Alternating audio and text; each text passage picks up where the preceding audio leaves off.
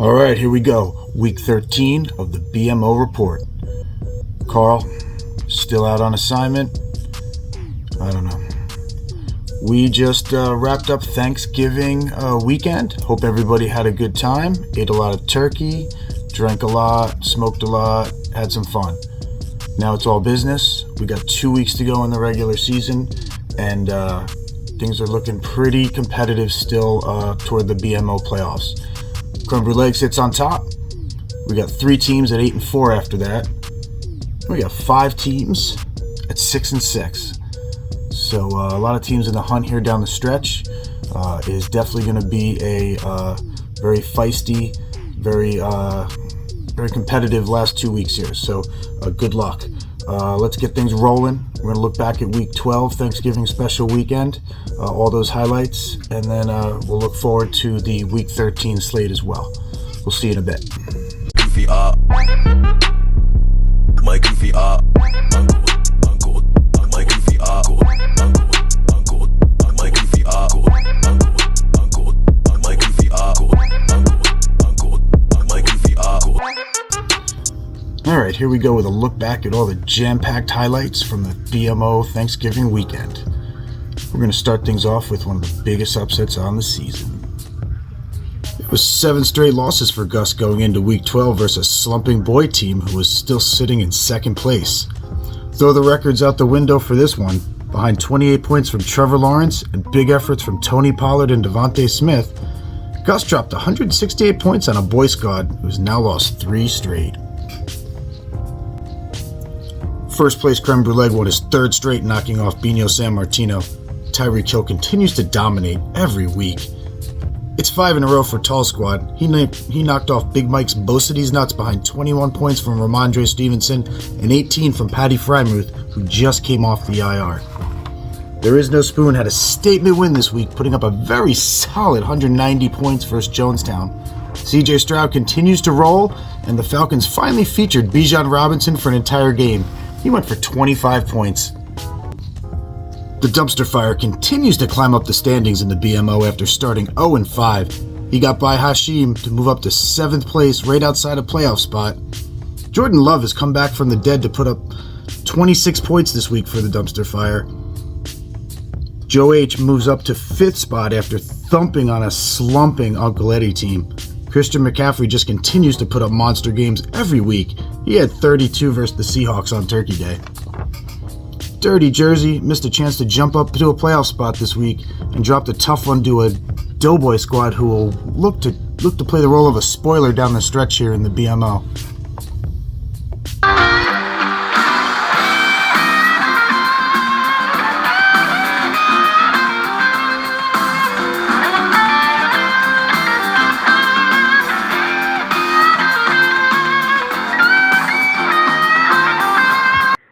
Hey guys, what's going on? It's the Tall Kid coming at you from the OG in the OC.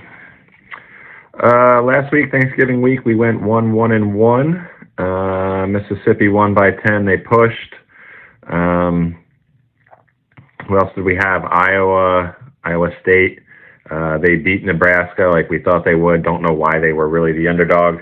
And, of course, UTSA decided to put up their lowest point total of the year, and that's the game that we did not win. So, last week of the season here for us, it is championship week for the NCAA. We have a limited amount of games, so let's get after it. All right, first game up is the Pac-12 Championship.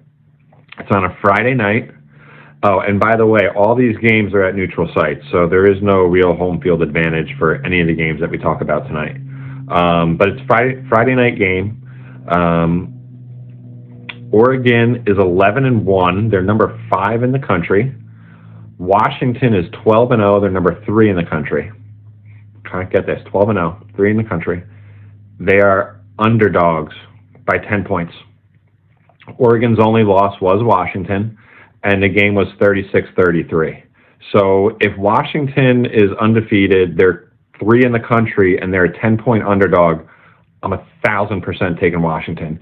Even if they lose, I don't think they're losing by at least 10. So here we go. Washington, boys. All right, second game up, we got the ACC Championship.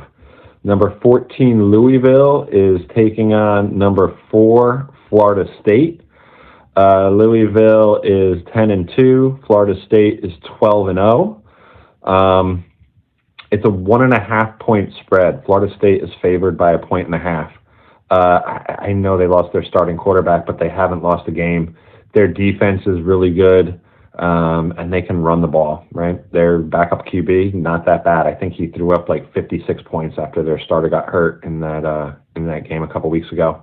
So we're going to take Florida State, given 1.5 all day long. All right, the last game we got is the Big Ten Championship.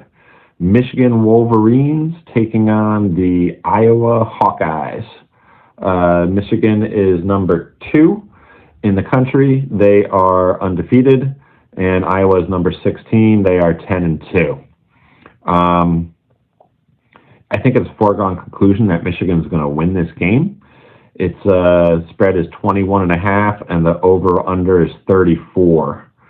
So, I mean, Iowa just does not like to score. I think they won like 6-3 or 9-6 last week. I think that Michigan's going to put up a bunch of touchdowns. I don't think the game's going to go over 34, though. So let's take the under 34 in the Michigan-Iowa game. Good luck this week, boys. Take care.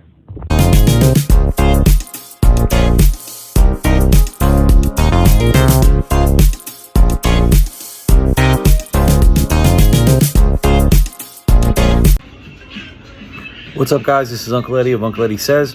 It's week 13 of the BMO of Fantasy Football League. Week 13, that means we only got 2 weeks left before the playoffs start. And it's shaping up to be a pretty exciting run. I got 4 teams that, well, there are 4 teams that are going to make the playoffs. So congrats to Leg at 9-3, Boy, Spoon, and Tall all at 8-4. I mean, they might not mathematically be in, but they're going to all make the playoffs, so congrats, guys. On the flip side of that coin, shame on myself, Hashim, and Gus. None of us are making the playoffs. Don't even have a slightest of outside chances. About the only thing that's exciting in the 3 of us is that I play Gus the last week of the season, and after Greg fucking skulls me this week, I might finish dead last and have to buy the league trophy, I believe it is. Some scenarios and some picks coming up next. All right, guys, so first things first, my pick for first is Leg Purnell. He's 9-3 right now, but he plays me this week, so he's going to 10-3. Boy would have to win out, hope Greg loses week 14, and then outscore him by about 30 points, I believe it is. So that's a tall order. Not impossible, but I'm going to ride with Leg 1, Boy 2. Spoonman and Tall are going to be jockeying for 3rd and 4th place. I like Spoon to finish 3rd, but only because Tall has a little bit tougher of a schedule. He plays Joe H. and then Red Hot Heptig. And not that he can't beat those teams, but it's a taller order than what Spoonman has. I could easily see Spoonman winning out. Tall may be like 9-5-ish. But those are my top 4. Now, we do have some excitement in the middle. We have 5 teams at 6-5. That's pretty crazy. And we have 2 at 5-7. And I've always said if you can be 500, you can be in contention. We're going to touch on that a little bit in the next segment. Stay tuned. All right, guys. So of the 6-6 teams, 2 that are on the bubble are Joe H. and Bean. Bean, I think plays Gus this week, Joe M the last week. He's going to make the playoffs. I like him as the 5 seed. I'm taking him over Joe H, and not only am I taking over Joe H, but I think Heptig bumps Joe H out of the playoffs. Joe H has a tough schedule, tall and then leg. I could see him losing out. Heptig plays Big Mike this week, 2 other 6-6 teams. Just to touch on that game briefly, Heptig has half of the players I either drafted or traded to him right now. So wouldn't it be a great irony if I talk all this shit all year and then get to watch the guy with who I traded or drop players to make the playoffs? So that sounds about right. I'm going to eliminate the 2, 5, and 7 teams, Joe and Doughboy. Only because even if they were to win out, they're behind in points and they have a lot of guys to leapfrog. It's just not really a likely scenario. Good effort, guys, but I don't see you making it.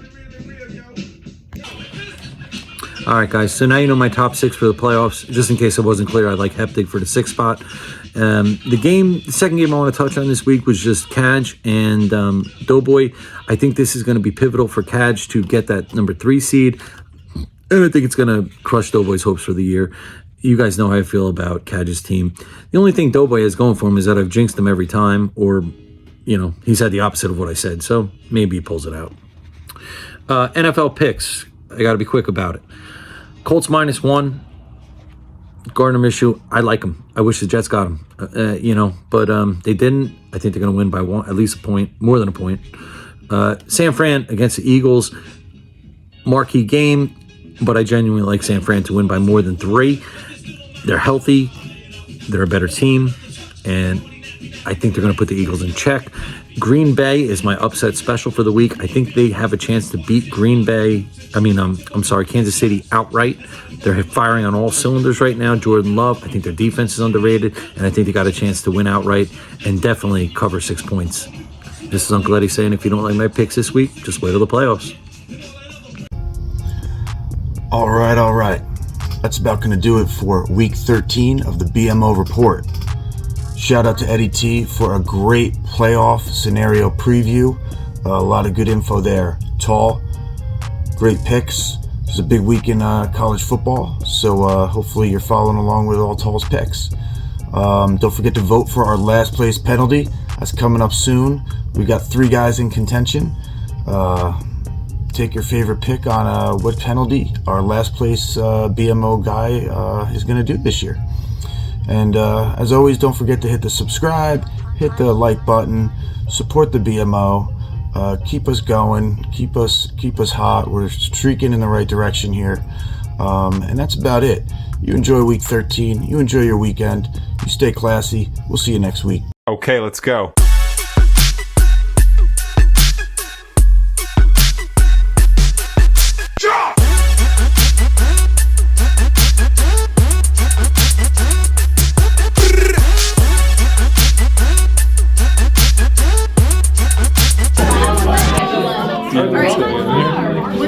All right, I'm gonna take off, guys. Yeah.